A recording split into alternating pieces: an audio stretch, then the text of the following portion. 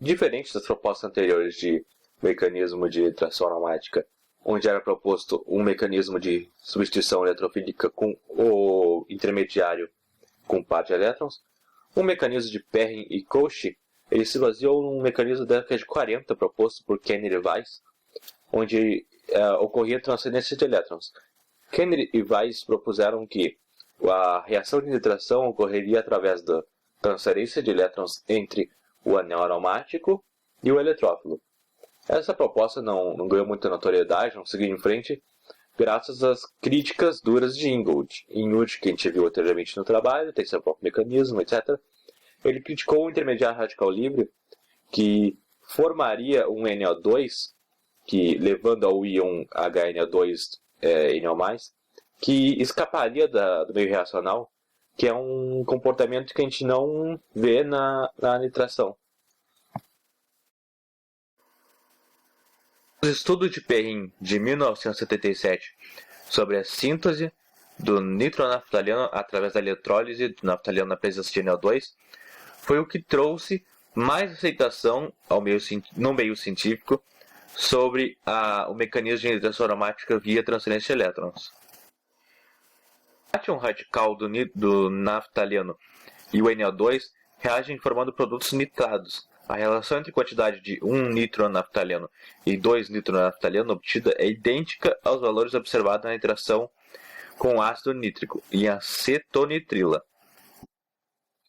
Esse estudo permitiu a Perrin listar uma série de razões que justificariam a transferência de elétrons na nitração de substratos mais reativos que o tolueno. O trabalho de Perrin baseou-se nos potenciais de oxidação anódicas do NO2 e de substratos aromáticos. Perrin encontrou que os potenciais de oxidação de substratos ativados, naftaleno, anisol, meticileno e o oxileno, eram menores que os potenciais de oxidação de NO2, o que implicava que a transferência de elétrons dessas espécies aromáticas para NO2+, deveria ser exotérmica, portanto favorável. Esse fato, assim como a observação que a nitração eletroquímica fornecia a mesma mistura de produtos que é obtida na nitração em meio ácido, levou a Perrin a concluir que a nitração aromática em geral deveriam envolver transferência de elétrons, conforme a equação que está no trabalho. Os experimentos de Olah e Schofield foram interpretados por Perrin com base no fato que a espécie que exibe seletividade em relação ao substrato NO2 é diferente da espécie que exibe seletividade em relação à posição do NO2 e, portanto, deve ter comportamento diferente. A distribuição de produtos seria determinada por uma combinação de densidades de spin no cátion radical aromático e por instabilidades relativas no íon arênio. Em uma série de trabalhos sobre nitração aromática usando espécies do tipo NO2Y, Y equivalente a cloreto, nitrônio, piridina, etc., como agentes nitrantes, Cauchy e colaboradores observaram o aparecimento de bandas de absorção imediatamente após a mistura da espécie aromática com o portador do íon NO2+. Essas bandas de absorção intermolecular são provenientes da formação de um complexo do tipo doador-receptor de elétrons entre o agente nitrante, que é deficiente de elétrons, e o substrato aromático, que é um doador de elétrons. Com esses resultados, Cauchy apresentou uma proposta de mecanismo, como se vê aqui no slide, onde a etapa 1 corresponde à formação de um complexo do tipo doador-receptor, no qual é excitado fotoquimicamente da banda de transferência de carga, na etapa 2, promovendo transferência de elétrons. O produto formado sofre rápido rearranjo na etapa 3, dando origem ao íon radical, que é o aromático, OH+, e ao radical NO2, radical livre NO2. Esses, por colapso, formam o íon arênio na etapa 4, e na última etapa, na 5, ocorre a perda do próton, formando o produto da nitração. A etapa determinante da velocidade da reação do mecanismo de Cauchy é a formação do par iônico, na etapa 2. Essa seria, portanto, a etapa que determinaria a reatividade do substrato aromático. A seletividade posicional no mecanismo de transferência de elétrons seria determinada na etapa de colapso do par iônico, na etapa 4. Dessa forma, reatividade e seletividade posicional serão determinadas em etapas distintas.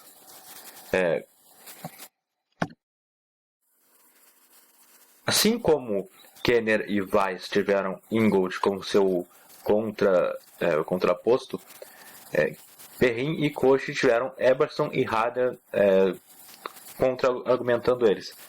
Segundo Eberson e Harder, a velocidade de reação via transferência de elétrons seria incompatível com a velocidade observada experimentalmente. Eberson e Harder usaram a teoria de Marcos para seus argumentos, e a teoria de Marcos ela diz que prevê que nas reações de transferência de elétrons em complexos do tipo Alter-Sphere, há aqueles que não há contato direto entre a espécie redutora e a espécie oxidante. A energia livre de ativação é uma função da energia livre do processo de oxirredução e do que se chama de energia de reorganização. Essa energia de reorganização é formada pela energia livre de reorganização das espécies reagentes e pela variação da energia livre devido à reorganização do solvente. Estimativas dessa energia para a reação de nitração levam a um valor para a energia livre de ativação que corresponde a uma constante de velocidade que, mesmo no caso de substratos altamente ativados, tais como o pereleno, é muito menor do que aquele observado experimentalmente. Isso levou a Eberson e Harder a concluírem que a velocidade da reação via transferência de elétrons não é competitiva com a velocidade de reação via mecanismo polar. Os argumentos de quem era a favor da transferência de elétrons, como Perrin e Cauchy, é que o complexo formado entre o anel aromático e a espécie portadora do íon NO2+, é do tipo inner sphere, com forte interação entre o eletrófilo e o anel aromático, e, portanto, a teoria de Marcos não se aplicaria neste caso. A formação de um complexo inicial é o ponto comum em todos os trabalhos. A questão crucial é que se apresenta é como o sistema evolui desse complexo inicial para um íon arênio. Os trabalhos de Eberson e Harder, aplicando a teoria de Marcos ao processo de transferência de elétrons, indicam que a transferência de elétrons é inviável sob o ponto de vista cinético. Mesmo considerando-se limites inferiores para a energia de reorganização do par NO2+, radical livre NO2, chega-se a um valor que é a constante velocidade para o processo de transferência de elétrons, que é muito menor do que o valor observado experimentalmente. Adicionalmente, o valor de 1,8 V para o potencial de oxidação anódica do radical livre NO2, usado inicialmente por Perrin, parece que está em considerável erro. Medida mais recente converge para um valor de 1,0 V, o que implicaria que a transferência de elétrons seria em processo termodinamicamente inviável, mesmo para substratos altamente ativados, tal como o naftaleno. Nitração em fase gasosa. Ela é realizada quando se busca uma melhor separação entre as propriedades em um meio reacional, podendo ser possível, então, a eliminação de alguns efeitos, como, por exemplo, a solvatação e contraíon, auxiliando assim na realização de uma melhor análise de mecanismo. Os estudos sobre essa fase gasosa tiveram início nos anos 70. Para esse estudo, os pesquisadores analisaram a reação de alguns substratos aromáticos com o íon nitrônio, acreditando que iriam obter somente produtos nitrados. Porém, nem todos apresentaram em suas reações esses produtos. O benzeno, por exemplo, foi um aromático que, ao reagir com o íon nitrônio, apresentou em sua formação a transferência de O+, e a liberação de óxido nítrico. Só foi possível, então, obter a nitração em fase gasosa ou produto nitrado quando os reagentes envolvidos foram o cátion radical do benzeno com a molécula de dióxido de nitrogênio, ou então o benzeno com alguma espécie que possuísse o íon nitrônio. Esse processo foi considerado um processo exotérmico e, em razão disso, um terceiro corpo envolvido na reação acabou absorvendo o excesso de energia liberado na reação, fazendo com que ocorresse então a formação do produto nitrato, diferentemente do que ocorreu na primeira reação, que tinha só o benzeno com o íon nitrônio. E neste caso, teve a liberação, do óxido nítrico e a transferência do O+. Esse estudo, realizado anteriormente, teve um reforço em suas conclusões em 1984, quando então o primeiro trabalho utilizando espectrometria de massa, passando por todo esse processo de produção de íons, separação, conversão e representação, confirmou os resultados obtidos anteriormente, em que a reação de um substrato aromático neutro com o íon nitrônio levava apenas a transferência de carga mais o óxido nítrico. O grupo KKC foi o responsável pela publicação do trabalho mais completo, em que utilizaram métodos de espectroscopia de massa, tendo como agente nitrante, neste caso, o nitrato de metila protonado, em que o íon nitrônio, solvatado com metanol, foi o agente principal da reação. Eles observaram que, assim como na fase condensada, a gasosa também possuía algumas características inerentes das reações de nitração, como a seletividade de substrato e também a seletividade em relação à posição. Acreditando, então, que a nitração em fase gasosa e em solução possuem o mesmo processo de mecanismo, formando primeiramente um intermediário, que denominaram de complexo eletrofílico, e em seguida um segundo intermediário nitrato. Outro estudo também realizado e que comprovou a ocorrência de intermediários foi realizado por Roman e Gross. Eles fizeram um estudo também em fase gasosa, utilizando espectrometria de massa, que reforçou a teoria da nitração aromática. Esse estudo deles foi a protonação de arenos envolvendo alquibenzenos. Nessa análise, a reação apresentou uma isomerização antes da decomposição, e com isso eles concluíram que, assim como na nitração gasosa, ocorreu também a existência de intermediário primário e secundário. Esse estudo que analisamos do artigo, ele veio ao encontro do exemplo apresentado no livro de Química Orgânica do Kelly, volume 1, em que ocorre uma reação, o exemplo da reação de nitração do benzeno no livro, ele ocorreu entre o benzeno com ácido nítrico e apresentou também intermediários antes do produto nitrato.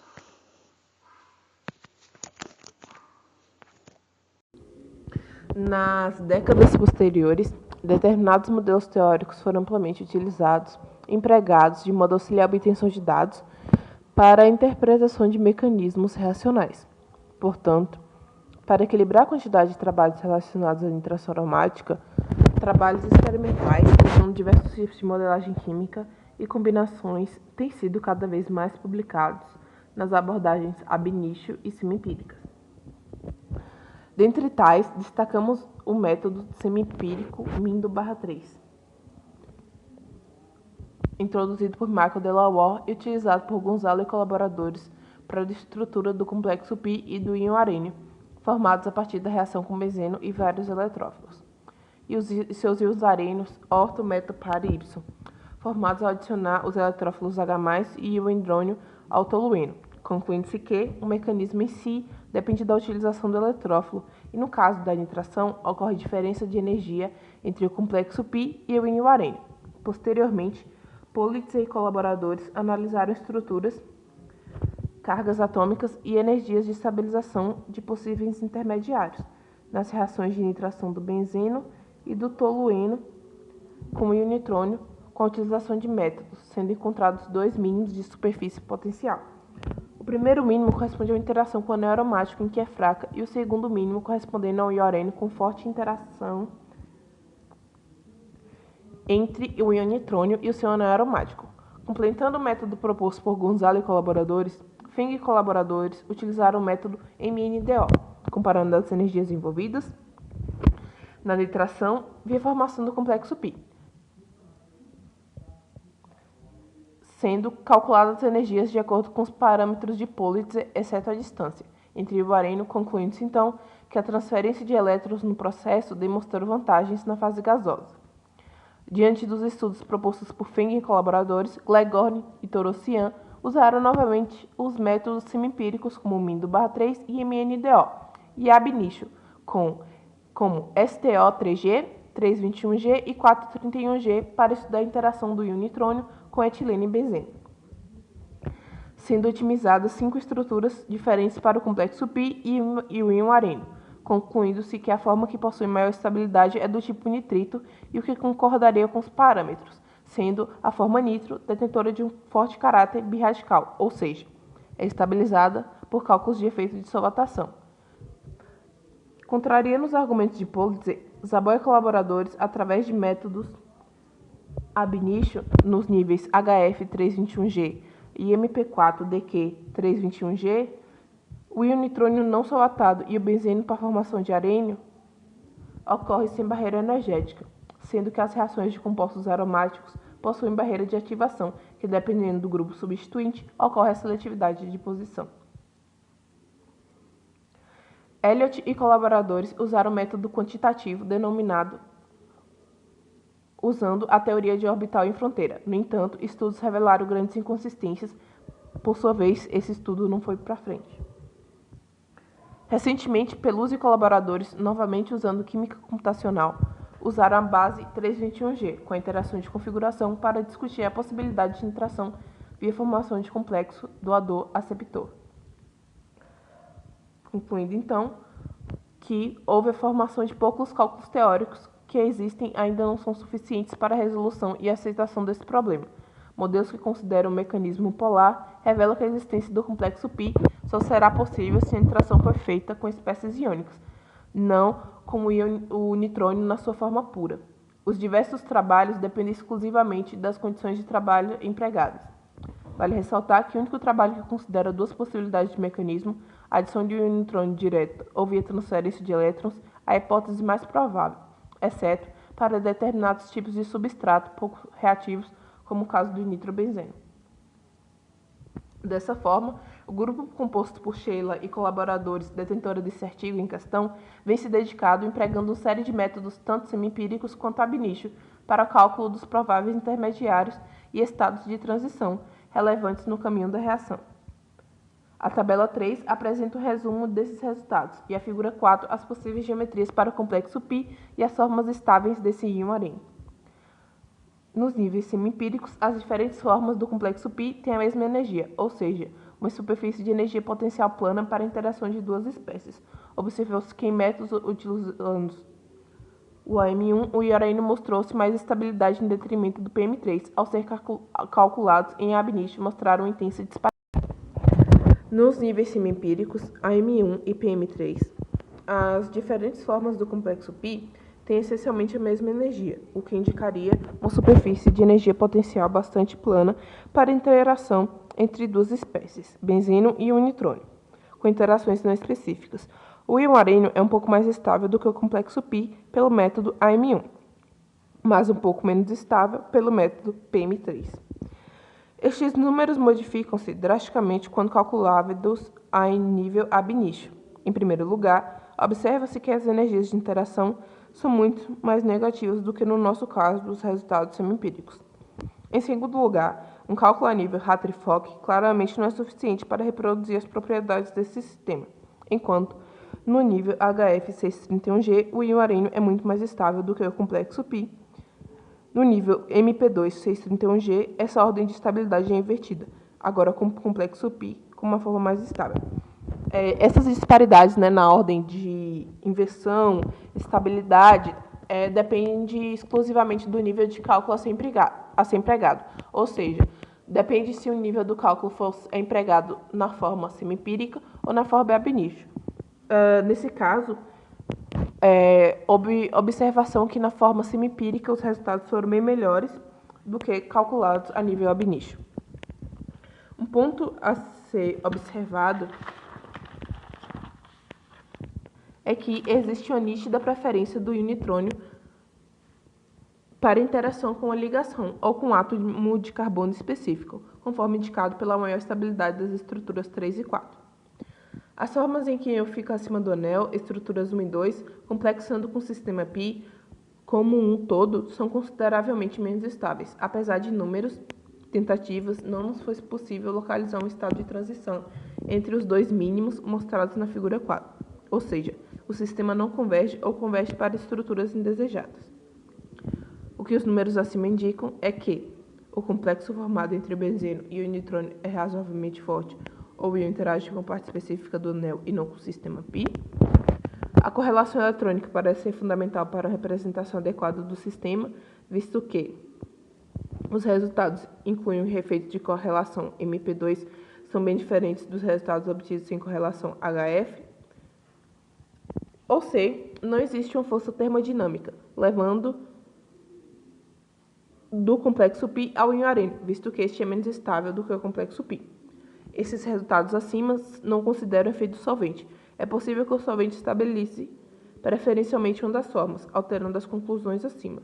Um cálculo preliminar de efeitos de solvente indica que o íon arênio é estabilizado preferencialmente, reduzindo a diferença de estabilidade entre este e o complexo π para... Conclusão. Sendo a nitração aromática um processo complexo, a ideia do artigo era mostrar diferentes pontos de conclusão de vários cientistas, Ingold Hughes, Ola, Schofield, Perry e Colt, dos quais sugerem que ocorre uma formação de um íon arênio intermediário que é responsável pela seletividade da posição do substrato aromático, sendo eles ativados ou desativados. O cientista Ingold Hughes sugeriu que a reação formaria apenas o íon arênio como intermediário inicial. O Ola acreditava que a nuvem π do substrato aromático realiza interação com o eletrófilo. O Schofield sugeriu que havia apenas um encontro entre pares, originando um intermediário onde as moléculas ficavam próximas apenas pela ação solvente. Perry e Colt defendiam que o intermediário era um complexo do tipo doador-receptor, onde havia transferência do substrato aromático para o íon nitrônio, ocasionando um colapso entre os radicais, mas essa teoria foi contradita pelo Eberson e Radner, que baseou seus estudos termodinâmicos e cinéticos concluindo que a teoria de Colt era irrealizável.